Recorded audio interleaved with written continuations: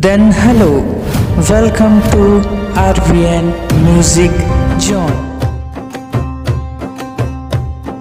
Paris ले संदेश ice, दुनिया भर गूंज सुनाव। छत्तीसगढ़ के माटी महके तीजन बाई के बड़े स्वभाव।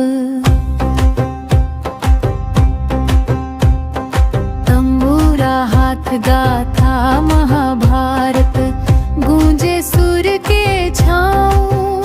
जय होती जनवाई दाई, बढ़ावत छत्तीसगढ़ के नाव।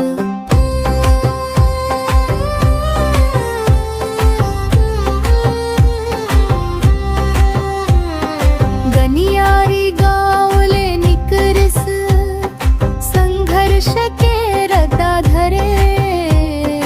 पंडवानी के सुर सजा के, लाखों मनला मोहित करे। कांत भरे रद्दा मंचल के, हिम्मत के दीप जलाइस। माटी के बेटी दुनिया भर में अपन पहचान बनाइस।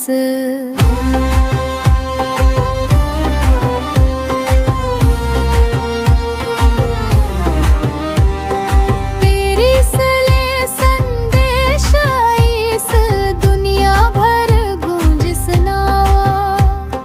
छत्तीसगढ़ के माटी महके तीजन बाई के बड़े स्वभाव। महाभारत के कथा सुनावत, भीम अर्जुन जी